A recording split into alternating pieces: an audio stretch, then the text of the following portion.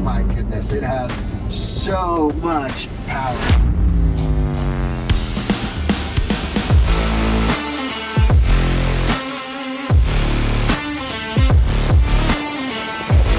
The smart car has never accelerated that hard.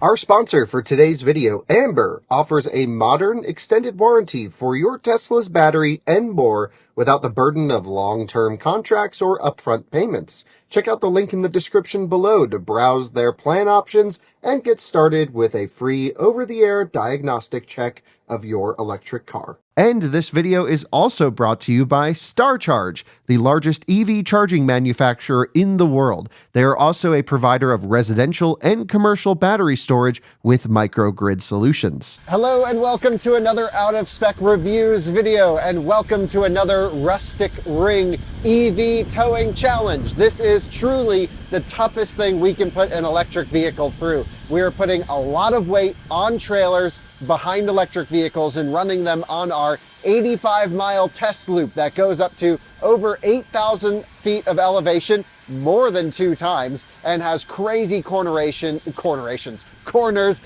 What am I trying to say? We go up hills, down hills, and we turn. It's 85 miles. You guys know the drill by now. It's a lot of fun. And in this time, we are running the Hummer EV in the challenge. And this isn't just any Hummer EV. This is the edition 1 with the big battery, fully contented vehicle. And well, we've already run the Silverado EV in this challenge. If you haven't checked out that video, I highly recommend it. This is a similar battery pack, about the same 215 kilowatt hour usable battery pack, which is awesome, but then it's got the tri-motor system and a bunch of other adaptations. Also a 10-inch shorter wheelbase than the Silverado. What I'm going to do is I'm going to walk you through the testing procedures. I'll tell you a little bit about the Hummer EV. We'll go through the towing modes, get everything set up, and then we're going to head out on the Rustic Ring in the Hummer EV. And you can tell it's a little bit windier than I would like today, but these are all not so scientific tests. They are pretty close to actually being repeatable, we're finding.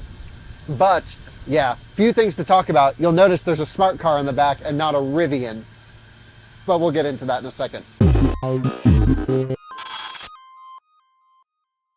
Well, GM's Ultium platform, if you want to call it, spans across many models of varying sizes. And at least here with the Hummer EV, this is sort of their Halo showcase model. This is the one that can do it all, do everything, totally overbuilt, 1,000 horsepower monster. It's crazy, but it also weighs so much because they put so much into this truck. The actual gross weight of this vehicle is over 9,200 pounds as it sits, which is a lot. And because of that, the payload is actually fairly limited, which means I think the towing capacity is impacted because of the tongue weight requirements. Actually, let's come over to the side here and take a look. Essentially, the most we can tow with this vehicle is 7,500 pounds and not 10,000 pounds like the Silverado EV work truck. 4WT or 12,500 pounds on the 3WT.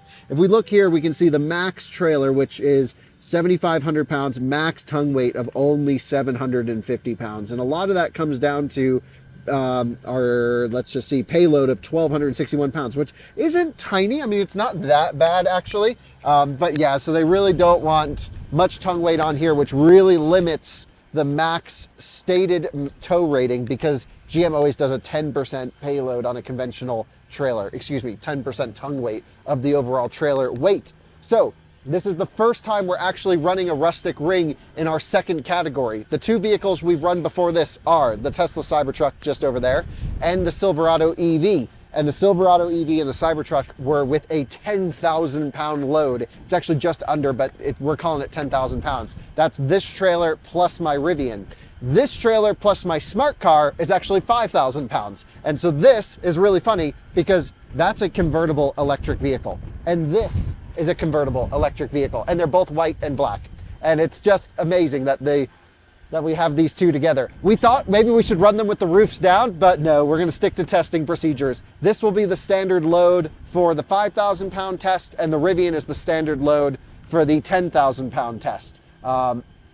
So I actually think the Hummer EV, my prediction, is going to perform swimmingly in this test because the driveline components, the battery, they all handled fine with 10,000 pounds of weight on them with the Silverado. But this test goes beyond just thermal testing and driveline performance. It's also about chassis feel and braking performance and other things that we're going to get into. What should I say about the Hummer EV other than that? I mean, there's a lot of tech. I'm going to walk you through some of the menus here. If you look down here in terms of a hitch, they have a 2-inch receiver that's pretty far in. You can see here we're using the B&W hitch. We have a 7-pin connection. There's no 4-pin connection on this. However, it does have 2 points for cameras. And our friend Patrick, who owns this truck, is actually going to send us a clip. He has his personal trailer set up with the camera system. And so he's going to send us a clip about how that works. And I'm going to insert that right now. So this is a 29-foot travel trailer. This is the GMC factory camera. This is a camera from a 2022 3500 diesel actually. It uses the same camera for the Hummer. If you have a 2024 Sierra, that camera did not work with the Hummer right away. I heard it was supposed to, but it did not. So it looks weird that it's mounted right in the center of the trailer, but that's what the instructions have you do. So I ran mine under the trailer. It gives you these nice little 3M stickies to zip tie it to, and you can tuck it nicely under the frame under there and run it up to the front. So you can see they give you plenty of extra wire to bring it up front. The new systems work on a 5th wheel. The old system does not. Now with the Hummer, it doesn't really matter too much, but you can see there's 2 camera ports. This one's for the outside camera. If you wanted to, you could actually plug in a camera inside the trailer. Maybe you have a horse trailer or something like that and you want to watch the animals. You could plug a camera in there. So let's go ahead and jump inside and take a look at what it looks like setting it up. I recommend shutting the truck off, shutting the Hummer off before you plug in any of the cameras. It seems things connect and work a little bit better. The manual also recommends that you have it in tow haul mode before you actually start connecting the trailer with a weight distribution hitch. And we do have a weight distribution hitch on the trailer. Since empty, it's about 6,500 to 6,800 pounds. So you can see I already have the trailer in here, and I've entered a lot of the information, but I'm going to show you what that looks like, because one of the items was actually causing a calibration error, and we're going to see together if an article I read will solve this. So if I go to towing assists, you can see the 3 items up here. The first one's axles. I have a dual axle travel trailer, so that's correct. The next one's measurements, and when Kyle did the video, there weren't as many measurements. Because we have a travel trailer and I have a camera attached to it, it needs some additional measurements in it. So this one here is from the center of the coupler to the furthest rear point. This one, center of coupler to between the tires. Left edge to right edge. And this one, I believe, is the one that's causing the problem. So it's actually the height of the trailer. I read an article that said that it's a software bug. Supposedly it was supposed to be fixed, and I'm not sure if it just didn't make its way to the Hummer. I'm also not sure if this is going to fix it or not, but anything that's 119 inches or taller, if you enter that, the camera just will not calibrate for the invisible camera. So we are going to go ahead and enter 118. So that is what I think was causing the problem. Ground to the top of the coupler, center of coupler to trailer front wall, and then hitch receiver to the ball. And apologies about the glare. I don't have anyone here to hold the camera for me. So those are the measurements to make sure that the invisible trailer works okay. I'm going to hit done. And there's a few things that we have to do here. The first is the transparent trailer. It gives you instructions that you basically need to drive forward in order for it to work. And we'll do that in a second. This is what it's telling us to do. Basically, you have to go in a straight line under 31 miles an hour. And it will calibrate. So I'm curious to see if that height adjustment actually solves the problem. I don't know. And then we will set that up. There's also the trailer length indicator. It's the same thing. It needed that measurement to calibrate properly. The blind spot, for some reason, already set up and works, so we're good there. The tires, these are actually interesting. I have the tires already connected, so you have to bring your sensors that come with the truck, or you can get them separately and have somebody put them in your tires. And generally the place that you have do that will pair it with your truck. Because I keep switching out trucks, I've been using the same sensors in this trailer for 3 trucks now, and they all work and pair properly with each other.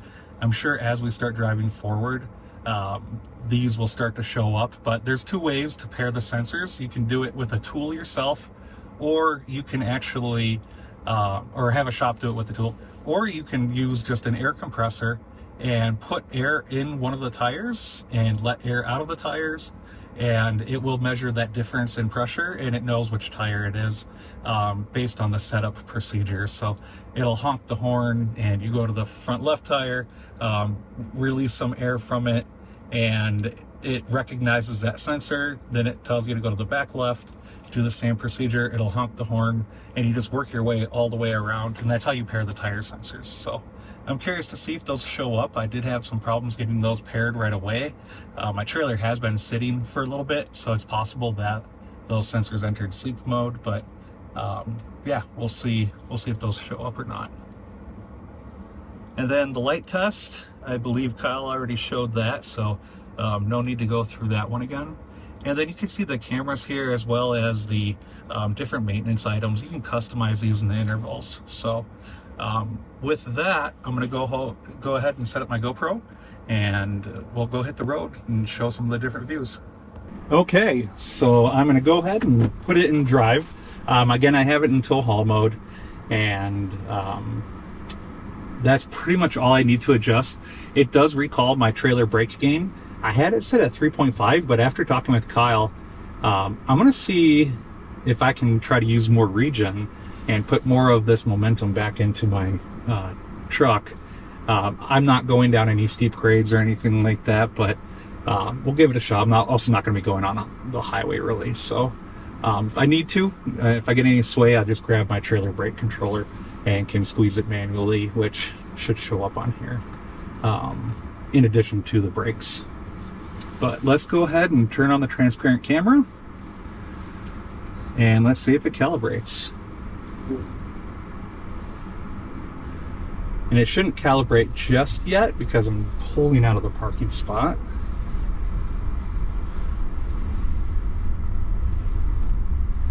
And one thing to note is this view by itself is fantastic. The transparent feature, when I used it on my diesel, a lot of times I didn't use it, and I would end up using what I would call more of a split view. And actually, let me go to that. Oh, look at this. Drive forward to calibrate. Calibration successful. So we already have our trailer calibrated. Everything looks like it's good. My tire sensors are starting to show up, except for my front left. And I can access the cameras a few ways. I can get it from here, or I can get it on the camera page itself. And let's go ahead and click on this guy right here. Now this is what should be calibrating and should be the transparent view, but it's not. What it's showing instead is just the rear view in the split side mirror view. I'm not sure why the calibration of this is not going forward. A lot of times it has to do with the rear hitch, or I'm sorry, a rear spare tire. My spare tire is off, so I'm not 100% sure why it's not calibrating. I might need to get a hold of GM support.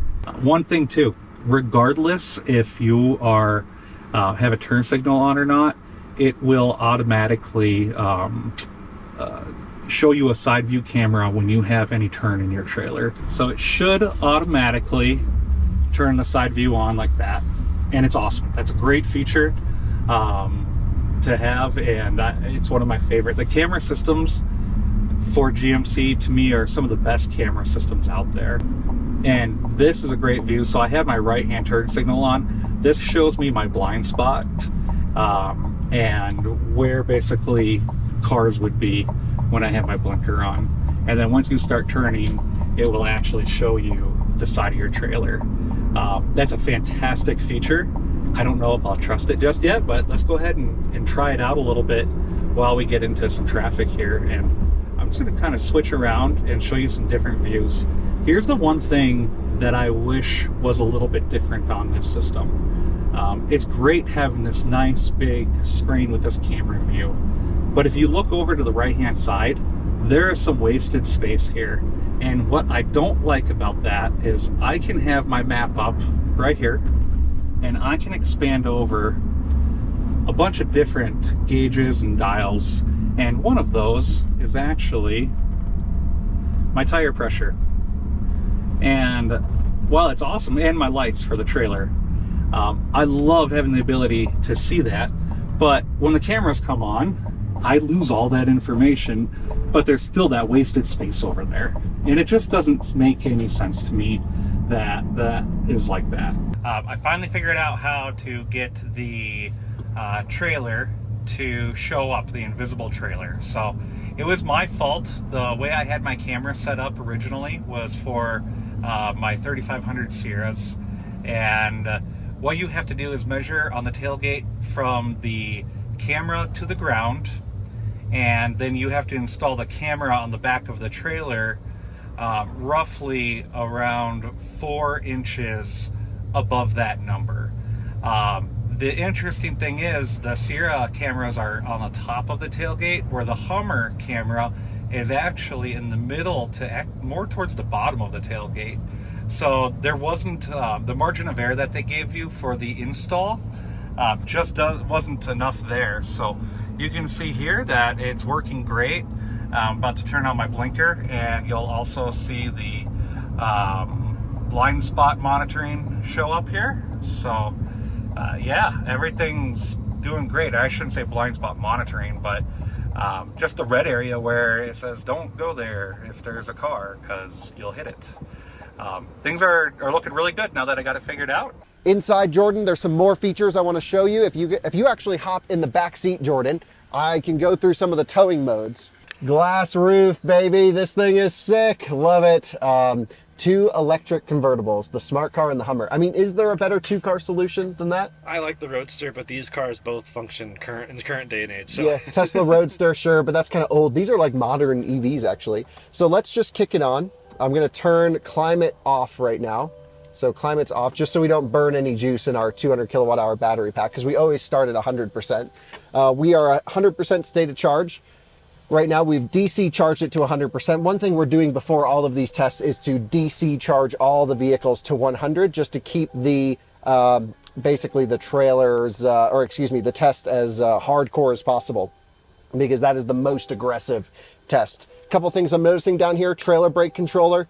We have our gain that we can set up and down, and also we have the squeeze portion, which is really great. It gives me nice display here on my gain and my output. This is all very familiar from the Silverado EV, as you would expect, but it's great to see all this in the Hummer EV. What I'm going to do is I'm going to switch the trailer profile to a add new trailer, and we're going to call this one the Rustic Ring trailer. So this is my first time really playing around with the software in here. Maybe if I shut the door, it'll stop dinging at us.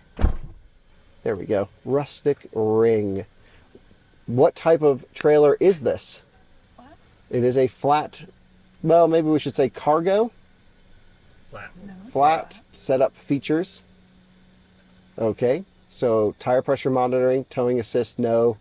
Trailer maintenance, no. Tow haul reminder. Set reminders to turn on tow haul. Yeah, well, may as well. Okay. Great. So now we have the Rustic Ring trailer.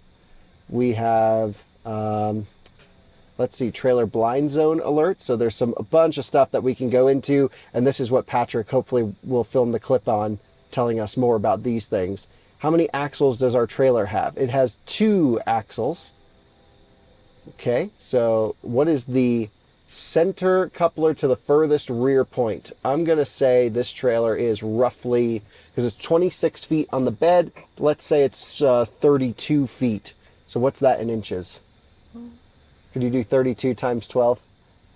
380. Okay, and the hitch receiver. to the center of ball. Okay, we have to measure that.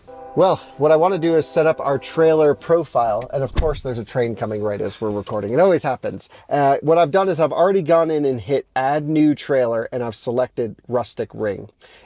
In here, what we're going to do is we are going to go through and set up this towing assist. And it says that we're going to do all of this to set up the trailer side blind zone alert. So that actually seems like a really good feature to let you know if there's someone in your blind spot, I guess, when you're cruising. There's some other features that Patrick has shown us, which is the transparent trailer, which since we're using not an enclosed trailer, it's not needed, therefore we're not able to set it up. And a trailer length indicator, which I'm not totally sure what that does, but maybe Patrick can explain that in his clip. Let's go through the start setup. We have 2 axles on this one, so we'll select that. We need to look at from the center coupler to the furthest rear point in terms of inches. So we have this, which is not going to be long enough, but I think we've calculated 384 inches roughly is plus or minus where this needs to be. And then what we need to do is we need to measure the tip of the hitch receiver to the center of your ball. And we are 7.5, but let's just say 8. In the spirit of things. So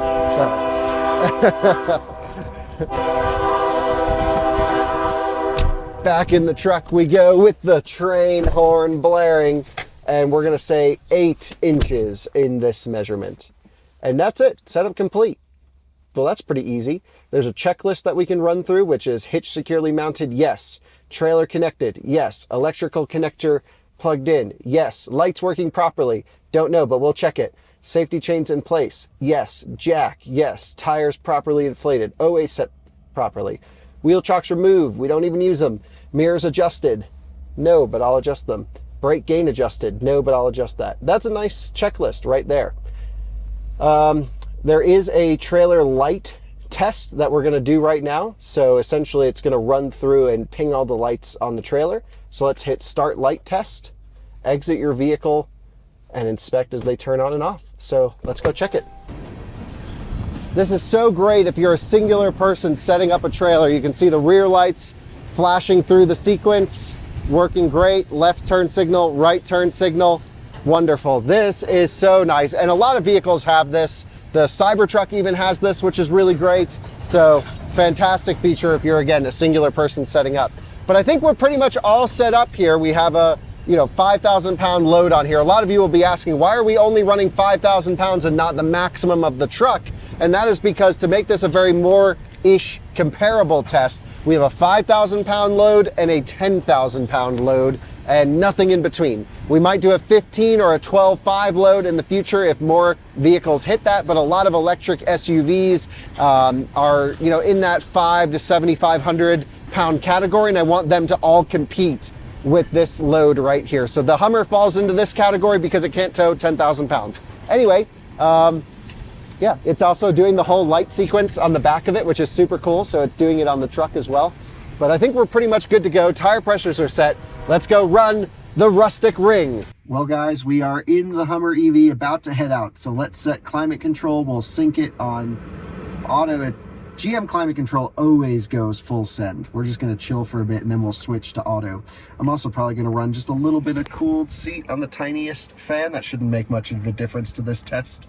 Yeah, so we're at 100% state of charge. Hummer EV, we got Patrick in the back. Thanks so much for letting us use your truck, dude. Yeah, no worries. This is so cool. And yeah, we always have the best viewers, and Patrick is awesome for letting us literally take this around the racetrack this morning, full send, and tow on the Rustic Ring with it. So everyone say thanks to Patrick in the comments. So we're gonna go into drive. I have one pedal driving on high, so very similar settings to with the Silverado. I'm gonna set the brake gain, because it's less weight than we had with the Silverado, to probably 2.5, I think. This trailer is pretty light. We don't need much brake assist. And if you remember from the Silverado test, we're gonna look for it here. When I would lift off the accelerator pedal to regen, as the vehicle would regen, it would actually blend in trailer brakes, which really hurt our efficiency. And I think we all agree we should turn down the trailer brakes for the steep downhill to really put the thermal stress and to recapture as much energy into the vehicle. We did that with the Silverado. We're going to do that here. And then, you know, for sort of the meandering corners where you do want the stability, we'll put this back up to whatever feels fine, 2, 2.5, 3, something like that. In terms of settings for the vehicle, that's kind of it from a towing perspective. There's lots of good menus in here. There's a bunch of different stuff, off-road experiences, drift angles, all this good stuff. But again, we're in drive mode. Tow haul, we're at about 4,900 feet. We're going to go up to over 8,000 feet during this test. So let's just head out and run the Rustic Ring. I do just want to reset our trip computers. Reset. Yes. There we go. And the base EPA configuration for this is 1.6 miles per kilowatt hour versus 2.1 in the Silverado 4WT, which is interesting. Also has physical park locks, unlike the Cybertruck and Rivian. So that's just a secure feeling. You use the parking brake plus a physical parking pawl to stop you. And we're just going to pull up the trailer camera really quick. Let's just make sure that we're all connected. So we'll do a little bit of throttle, a little bit of brake action, make sure the trailer brakes are working as I squeeze on. Yep, I can feel them hold us back. We're all safe, we're ready to go. That smart car is about to go where no smart car's ever been on the Rustic Ring. But dang, Hummer EV, Alyssa, you're behind the camera. This has always been one of your favorites. Any comments before we start off? I just love it.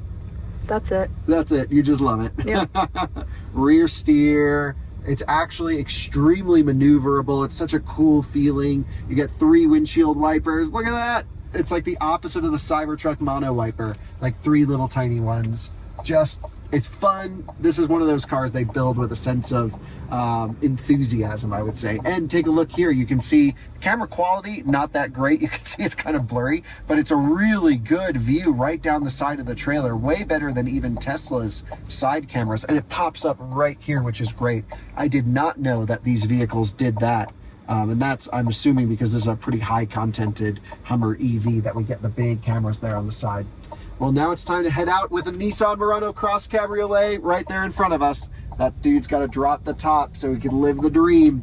But you could say the same thing about us. And we're off on the Rustic Ring in the Hummer EV. Holy smokes. Well, the first thing I want to mention is, you know, just our initial impressions whenever we get behind it is, I have no idea there's a trailer behind us. This thing is wide, it's big on its own, it's heavy on its own, and the weight that we're adding to it, 5,000 pounds, really isn't much for this vehicle. I'd be so curious to know why it can't tow more. Maybe it's a subframe issue, maybe it's a GC VWR, which would be gross combined vehicle weight rating limitation that GM doesn't want to go over. Maybe there's a road classification that it doesn't want to go over. Either way, this is the limit. And yeah, we are 5,000 pounds until 7,500, so it's like nothing for the drivetrain on this. And I'm just accelerating, not even knowing there's a trailer behind us. The steering is really loose on tip-in, even without a trailer. You can see I can put in a ton of steering lock and not much happens. You do this in the Cybertruck and you're like changing counties, not even changing lanes. It's pretty crazy. So let's pop over here. Well, no, we'll stay in the right lane. I thought Jordan was letting us in. There's the Cybertruck. We got all the cameras up. We're out on the Rustic Ring in the Hummer EV. What a good day at work this is. I'll catch up with you along the way. Patrick, yeah. I'll go ahead and hit that arrow over button. Yeah, this one right here? Nope, the left side there. Left side here. Yeah, this white, one? White arrow. Oh, this one. Yeah, and now hit the button. It's not showing up. Okay. So normally there's a trailering view, and you can see they're grayed out, where it will actually display both side cameras of your mirrors. Oh, really? So you can see on both sides of you at the same time. Oh, interesting. Yeah, I can kind of see But that's I'm guessing it has to do when my camper is plugged in with the camera. Right. Because you can also see the rear camera as well. Right. I love the under view. You can look at that. And you don't forget you have the washer button. Oh, that's right. We can spray it down. How cool is this? It's just like, you don't even need a windshield. You just drive using cameras. It's so awesome. So great. Well, let's cruise. We got some distance to cover. 85 miles coming up, 86 or so.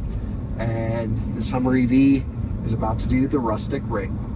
Well guys, we're just getting up to some higher speed section here, and you can see I'm having to put in some lock in the wheel in the Hummer, and this is very typical Hummer experience where even if you go hard throttle, sometimes you gotta, you know, steer into the torque pull, essentially the torque steer of this thing. But just cruising along, all is pretty nice, I will say. One recommendation GM gives to all of their vehicles, whether it's Chevy, GMC, etc., with the big battery, is they recommend not to tow in the mountains or even drive in the mountains above 80% state of charge. And essentially what they want is they don't want to overheat the friction brakes. They want enough room in the battery pack to allow meaningful recapturing of energy. And look at this guy in the Cybertruck taking videos of us in the Hummer.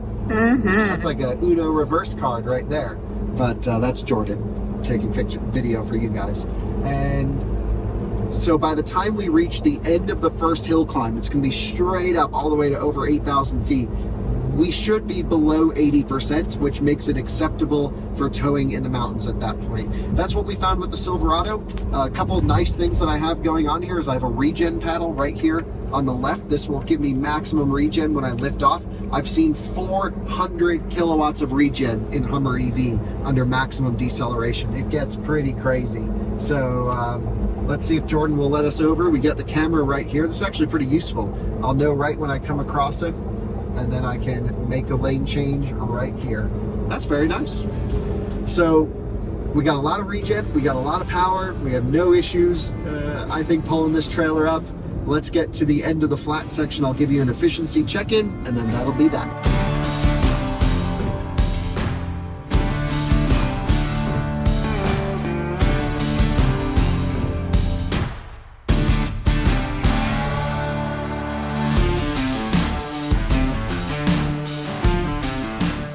Viewers, we are reaching the point where we look at our first 6, 7, 8 miles of driving or so, and we are just turning on to Rist Canyon Road. And so the thing with GM vehicles is it's really hard to gauge an efficiency impression this early on because there's some inertia built up in the trip calculation. So when you reset it, it goes to 1.6 miles per kilowatt hour, and it does that with a little bit of like inertia until it comes down to what you're actually doing. So it's showing 1.4 miles per kilowatt hour, but my guess is we're doing a little bit worse than that.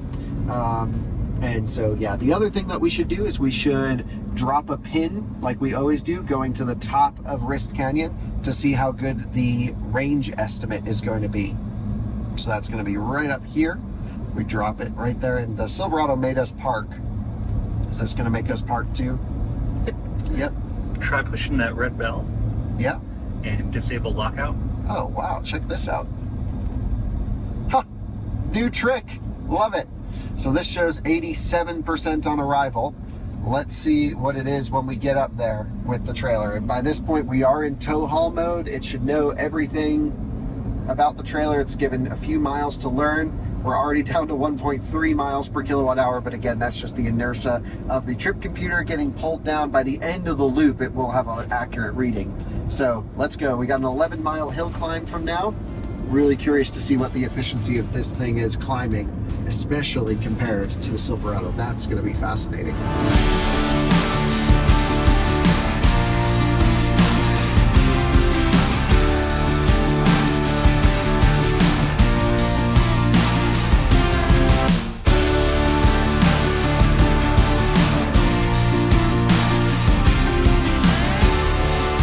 Just about to enter some of the twisty bits. We always do a little acceleration run here just to see how it feels with the trailer. So, oh my goodness, it has so much power. It's unbelievable. So much faster than Silverado EV. Feels very comparable to maybe even Cybertruck towing. It just squats down, you feel everything gets under tension, and just boogies. It's awesome. We're going to do a quick tie down check, just make sure that the smart straps have not come loose. We always do it here before we hit the rest of the run. So I'll pull over, tighten everything down, and then we'll be good to go.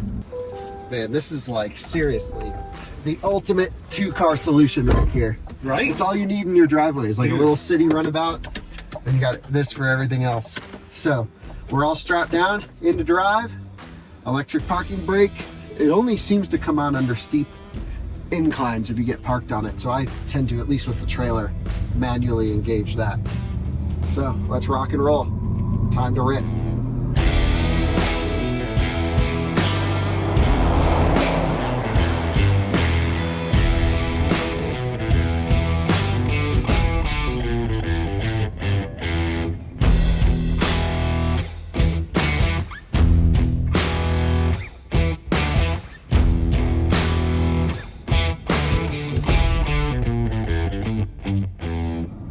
Guys, we are approaching our first major hill climb. We're down to roughly 90% state of charge. Unlike the Silverado, the Hummer gives you miles instead of percent, which is a little bit annoying. But we're just going to kind of keep it between 40 and 45 miles an hour on the uphill. We have all the power on tap. So we're just going to kind of rip up this hill again, try and get some heat into the driveline system, see how it does. And wow, just look at how much power is on tap. I can just... You would have no idea there's a trailer on this thing. The smart car has never accelerated that hard. Although we did have it hooked up to the Model X Plaid earlier, and we did rip it. So maybe the second time it's accelerated that hard. Pretty crazy for sure, just how much extra power is on tap. And the constant hill climb here, no weird noises, no weird stress. We're honestly only using about 25% of total power, about 130 kilowatts available here, or that we're using about 150 right now, and we're accelerating on the uphill. It's just a beast. There's no way around it. If you have to tow a small travel trailer or something to the top of a mountain, this has got the big battery and it's got all the power. It wouldn't be a problem at all to do that. So damn, this is great. We still have more climbing to do. We're down to 0.6 miles per kilowatt hour. So let's see what we're at by the time we hit the top of the hill.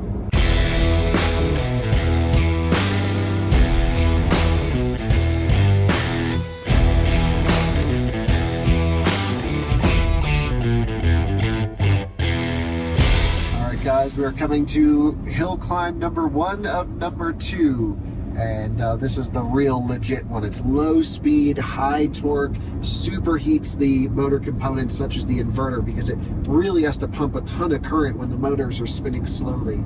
So we're just approaching the first one, a little bit of dab of regen just to scrub some speed, and now it's time to climb the big hill climb here in the Hummer EV. Really slow steering, probably safe for towing, but certainly would like to see this pick up a little bit here.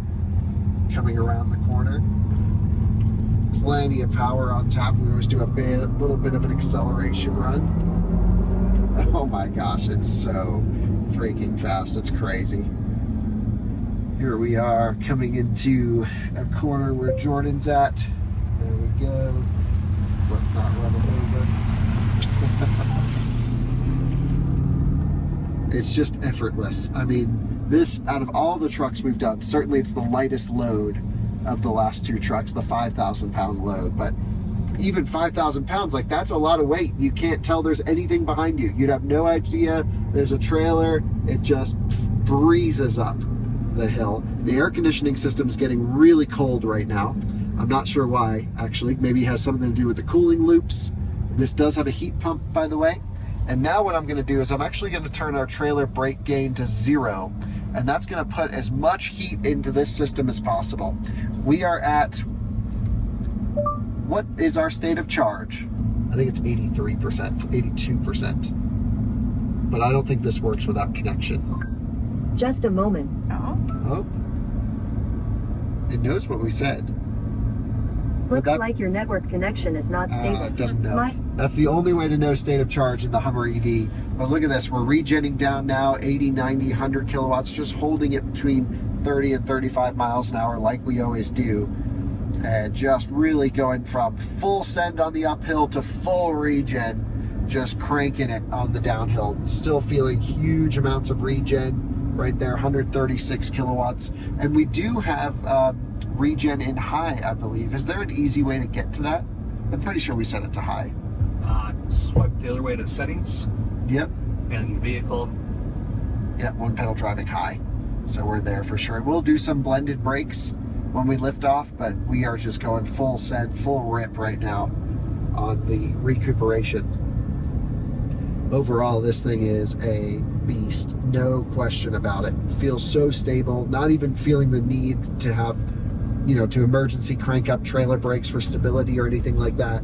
It's just, can't even tell there's a trailer behind us. I do love how we come from the climb to the decel. So the navigation system originally said an 87% arrival, I think, and we got there at 83%. So I'm going to call that enough to say should be better. I think definitely needs some tuning there. The Cybertruck was 1% off, and I feel like that's acceptable. Maybe 2 or 3% is acceptable, but when you start getting to big swings, then okay, you extend that over a long trip, could get a little bit confusing. Let's just do another regen test. We'll get up to about 45, 50 miles an hour, and we're gonna go full regen, which we just have to make some room for this truck here, just to see what the max limits are. So here's 45 miles an hour, full regen. Still doing 134 kilowatts right there, 135, and then it's ramping down. Definitely blending a little bit of friction brakes, and again, GMC recommends not to drive in the mountains above 80% state of charge, and we are just slightly above 80% state of charge. So time to head out now onto Stove Prairie. This is meandering corners as we make our way over to where the heck are we going to? Poudre Canyon. We're at 0.6 miles per kilowatt hour right now, so that is the logged efficiency at the end of Rist Canyon. Sorry, I'm all confused on what roads we're on, but we're on some of them. So let's go meander our way over to Poudre Canyon.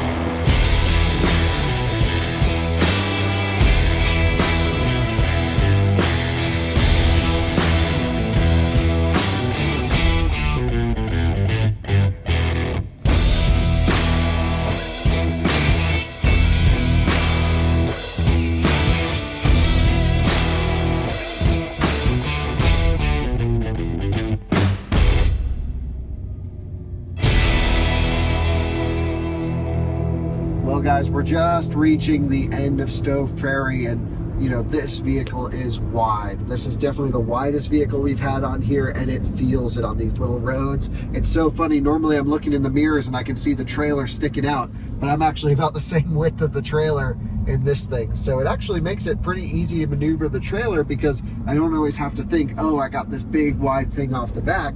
It's just, if I can make it, the trailer can make it, as long as you take the right line. Another thing that we've noticed, which really doesn't come as a surprise, but it's more of a reminder, is you have the regen pedal on the steering wheel here, but if I lift off completely, it'll go to the maximum regen the battery can take. If I pull the paddle, it does slow down more, but it doesn't add any more regen.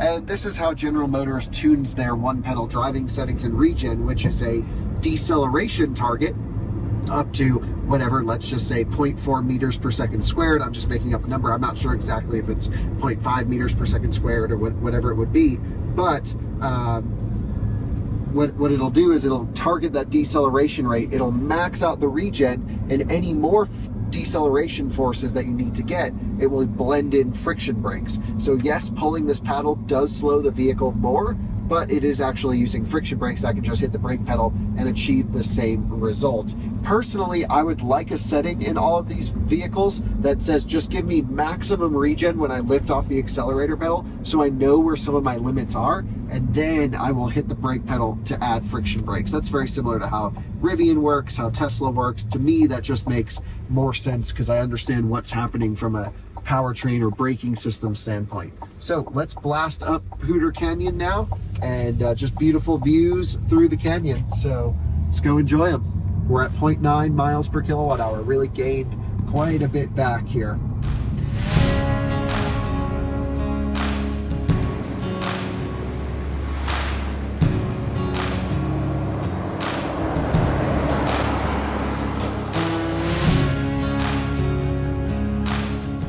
Alyssa, if you look straight up out the roof, look at this right here. You can see the rock walls right up there. That's amazing. So cool, man. I wish we did this with the roof tiles off and we went full convertible mode. That would be so awesome. Man, this is just a dream. The truck tows like a beast. It uses energy like a beast too.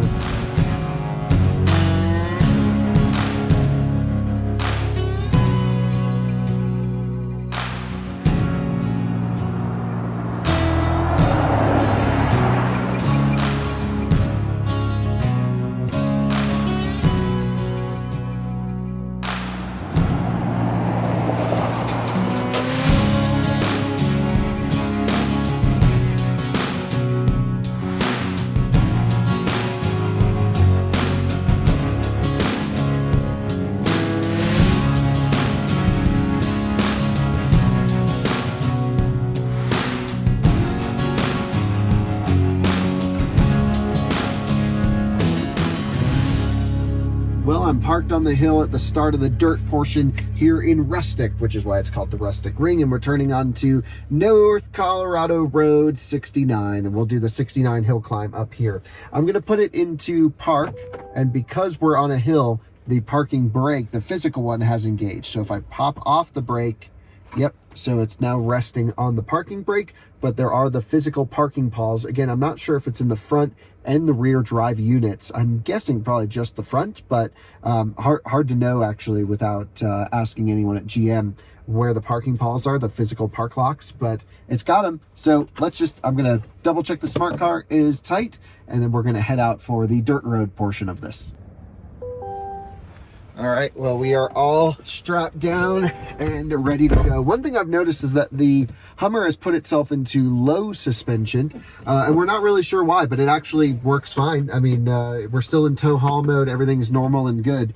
So I'm actually going to go a little bit of heated steering wheel action here into drive, and let's rock and roll. So off we go on the dirt portion. Smart car's holding on tight, and can't even tell we're on dirt. You would have no idea. It's so heavy, it just flattens the dirt road bumps. It's crazy. So let's go blast up. We'll get to the hill climb and reconvene then.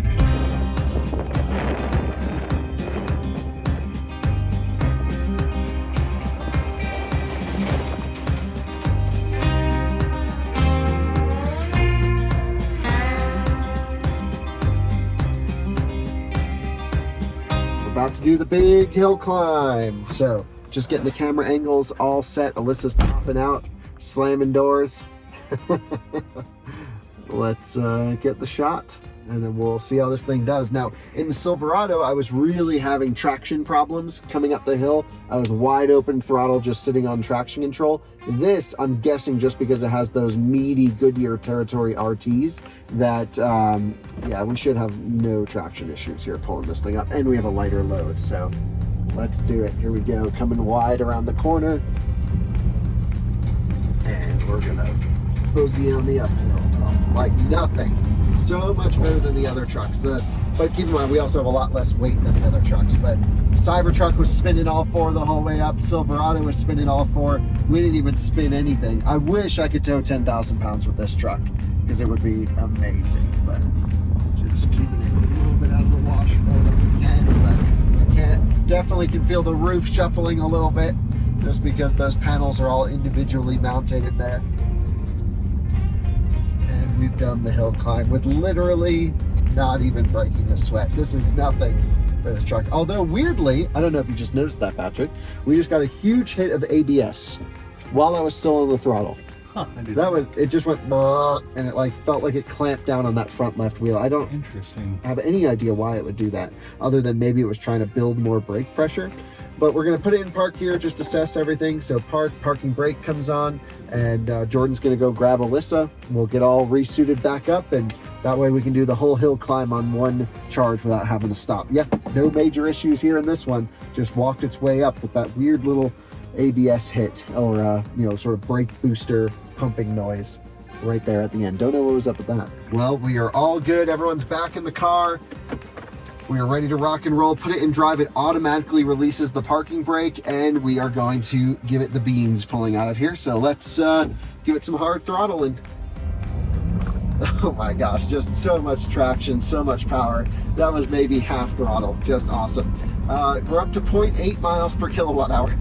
And it's hard to say our exact state of charge, but I want to say, let's not crash into a plow truck first, and then we can look at our state of charge. I want to say we are, I don't know, 75, 78%. What do you think, Alyssa? I don't know. Yeah. So the first big tick, that's 90. The other one's 80. So 70, probably 73. Yeah, I would say 73% of the top of the hill climb we'll go with. Man, if they just put a state of charge indication on here, come on GM, do it. We need it.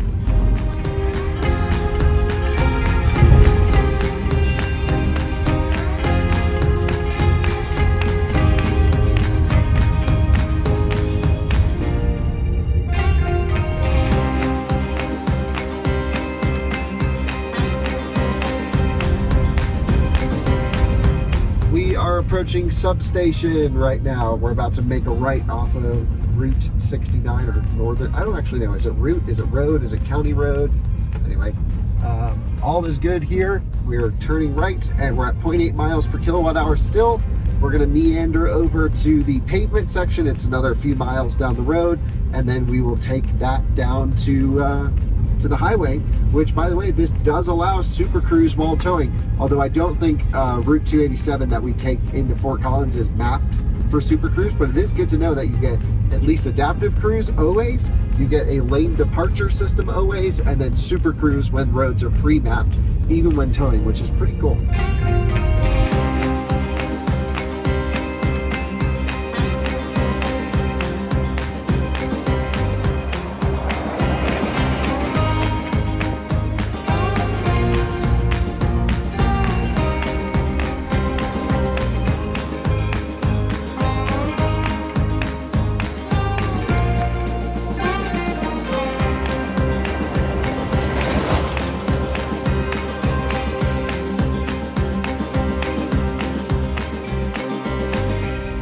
Guys, we have reached the pavement again, the road to Red Feather Lakes, and we're at County Road 74E. We're at 0.9 miles per kilowatt hour. We're 50 miles into the test. Now starts the long and drawn out downhill portion. So pulling out here, rear steer, making maneuvering super easy.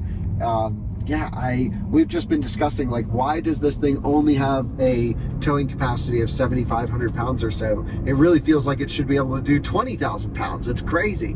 Now it's so easy on this truck, which means it's probably going to own the 5,000 pound category for a long time to come. I think, you know, this thing is, if you have a light trailer and a Hummer EV, you will have no problems going where you need to go. So now we got some beautiful views as we head down into town. We're gonna have just constant regen the whole way. I'm actually gonna turn the trailer brakes down to 0% gain, so most of the regen makes it back into the truck now. And we're cruising on the way down, so let's do it.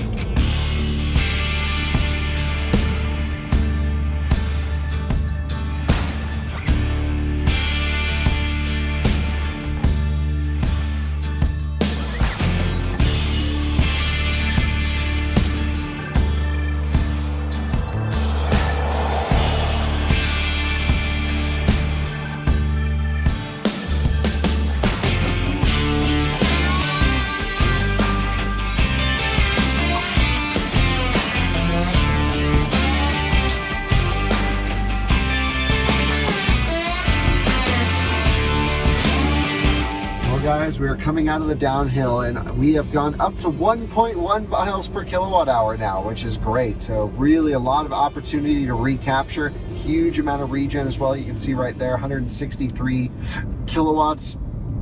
Just awesome how this thing just slows right on down. Look at this smart car meetup over here on the left. Look at that, electric smart cars, and they're all waving now. That's great. There was like the old lady smart car owners club right over there. Amazing.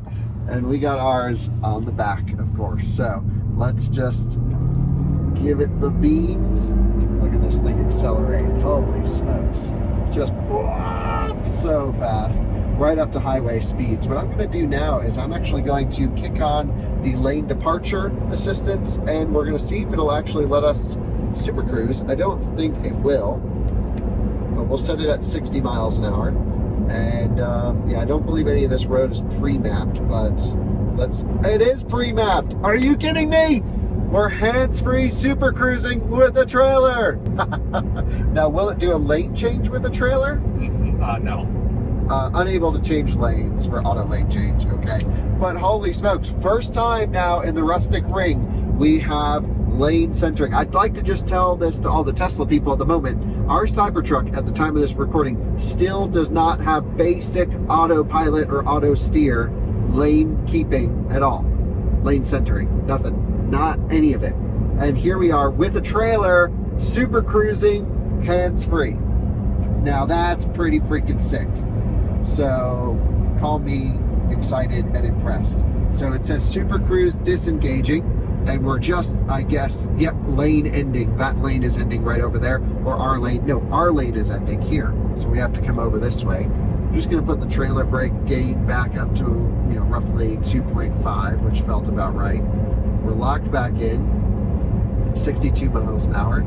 I did not know this was a SuperCruise road. Look at this thing. It is a little wobbly, so it gets a little wild. You got to grab it. You don't want to induce any trailer oscillations or motions that you don't want. But when the road's straight and the cameras are locked in, that's freaking epic. Damn, Hummer EV coming in for the win. You know what's really going to be the jam is like Sierra EV with the big battery or Silverado EV with the big battery, but with all the options, with SuperCruise, with rear steer, because then you'll get the big tow rating and SuperCruise and the big battery and everything else, and that's just going to be game over. It's going to be game over in the EV world. And until someone puts a 400 kilowatt hour battery pack in their truck somehow using less materials, maybe one day, I don't know. But wow, just call me thrilled with this. This is awesome.